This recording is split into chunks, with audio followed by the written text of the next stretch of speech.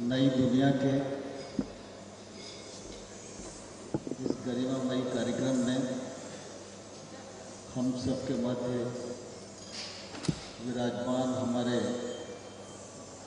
ग्वालियर लोकसभा क्षेत्र के लोकप्रिय सांसद आदरणीय श्री भारत सिंह कुशवाहा जी, नई दुनिया परिवार से आदरणीय उपाध्याय जी, आदरणीय तिवारी जी, इस कार्यक्रम को महत्वपूर्ण बनाने के लिए हम सबके मध्य उपस्थित डॉक्टर अयंगर साहब, doctor BR Srivastava, doctor Deora ji, doctor Paharia ji, doctor Sehgal और हमारे अन्य चिकित्सक बंधु भगिनी और उपस्थित सज्जन, नई दुनिया के इस कार्यक्रम में आकर मुझे बहुत प्रसन्नता हो रही है,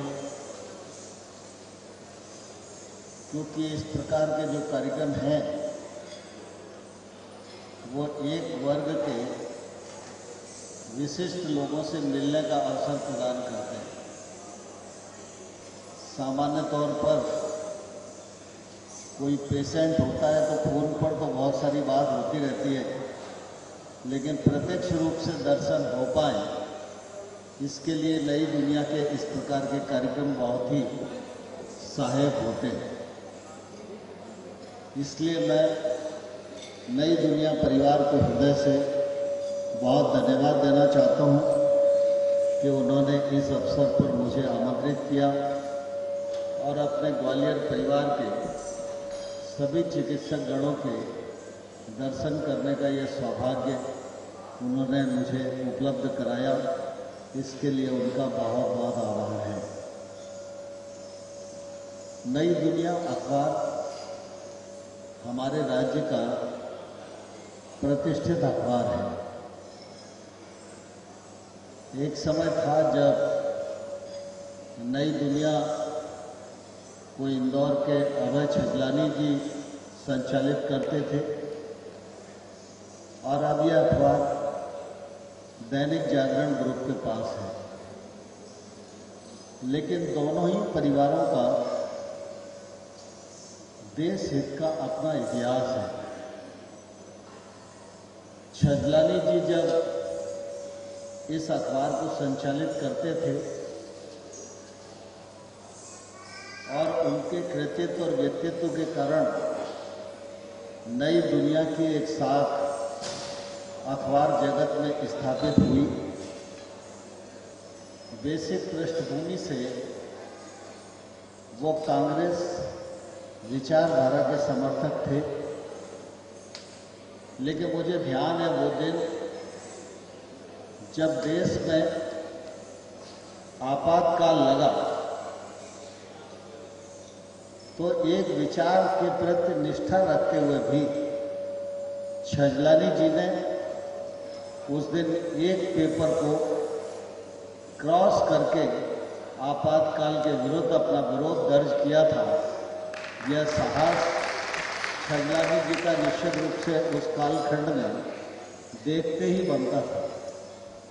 और अब जब यह जागरण ग्रुप के पास है तो जागरण ग्रुप की भी पृष्ठभूमि ऐसी है कि जब आपातकाल लगा तो तब जागरण यहाँ नहीं था, लेकिन मूल रूप से उत्तर प्रदेश का अखबार था। तो उस समय भी इमरजेंसी के विरोध में जो उन्होंने लिखा उसके कारण गुप्ता परिवार के लोग 19 महीना जेल में रहे और जेल में रहकर उन्होंने लोकतंत्र की रक्षा के लिए अपना योगदान दिया। तो चाहे भूतकाल हो या वर्तमान हो, लेकिन देश और लोकतंत्र के प्रति इस अखबार की बुनियाद में जो निष्ठा है वह निश्चित रूप से बहुत ही अभिनंदनीय है। नई दुनिया अखबार विभिन्न क्षेत्रों को प्रोत्साहित करने के लिए अपने सामाजिक दायित्व का निर्वहन समय समय पर करता रहता है। अभी 2-3 दिन पहले नई दुनिया के एक कार्यक्रम में मैं नर्मदापुरम में था। वहाँ किसानों से संबंधित कार्यक्रम था और आज जब मैं यहाँ आया तो यहाँ चिकित्सा से संबंधित कार्यक्रम है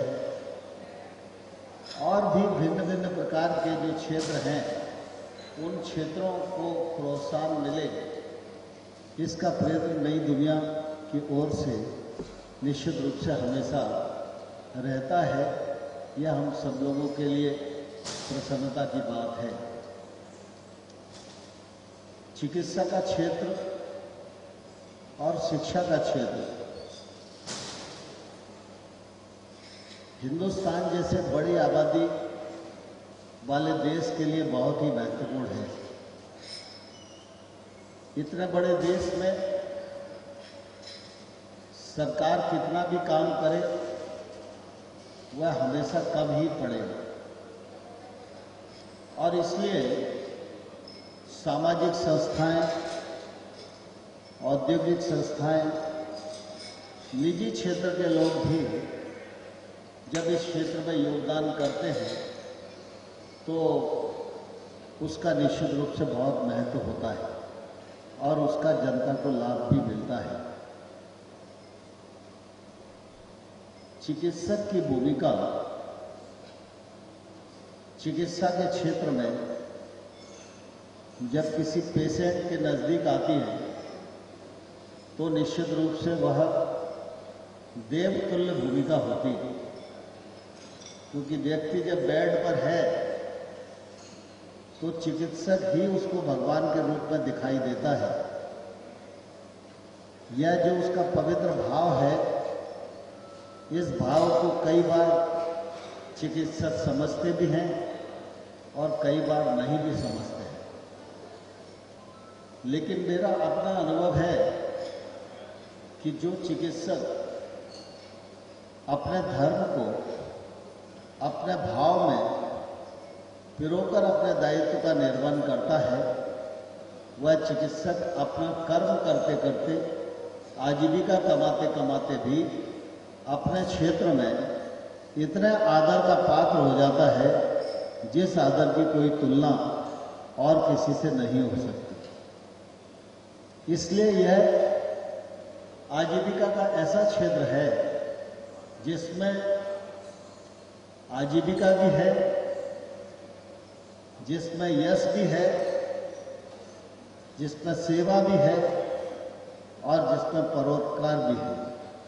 इतने सारे गुण और किसी विधा में एक साथ नहीं मिलते कि एक काम करते हुए व्यक्ति अपने जीवन को इतना जन उपयोगी बना सके। यहाँ जितने भी चिकित्सक बैठे हैं, निश्चित रूप से उन सब की क्षेत्र में बहुत महत्वपूर्ण भूमिका है। वैसे भी ग्वालियर डॉक्टरों की दृष्टि से काफ़ी समृद्ध रहा है। डॉक्टर धारकर जी, महेंद्र प्रसाद जी, अजय शंकर जी जैसे लोग इस ग्वालियर की धरा पर रहे हैं, जिन्होंने अनेक शिष्यों को भी जन्म दिया और जिन्होंने अपने कृतित्व से स्वयं को भी और ग्वालियर को भी गौरवान्वित करने का काम किया।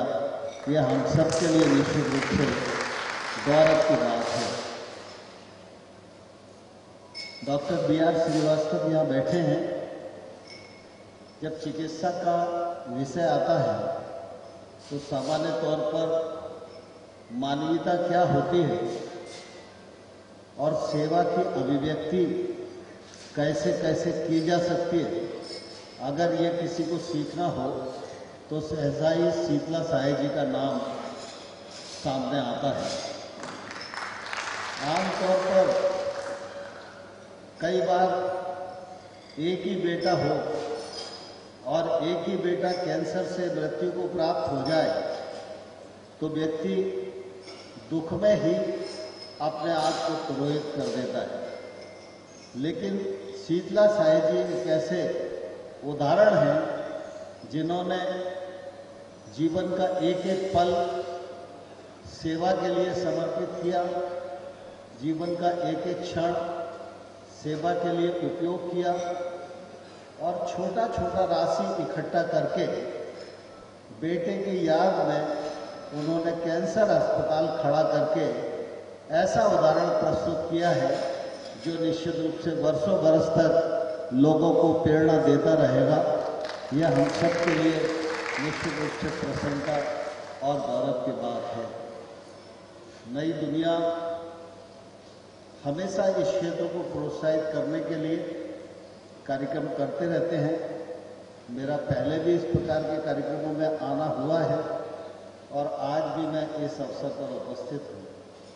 मुझे इस बात की भी प्रसन्नता है कि हमारे सांसद श्री भारत सिंह जी जब से चुने गए हैं, लगातार वे इस कोशिश में हैं कि ग्वालियर में जो अभाव है उस अभाव की पूर्ति हम कैसे करें।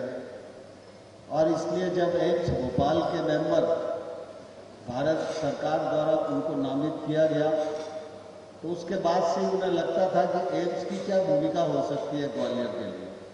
तो आप सबके सामने उन्होंने कहा कि 3 दिवसीय शिविर यहाँ लग रहा है, हमारे ग्वालियर के डॉक्टर्स भी रहेंगे, बाहर के डॉक्टर्स भी आएंगे, सब मिलकर 3 दिन तक एक अभियान के रूप में पेशेंट्स को देखेंगे।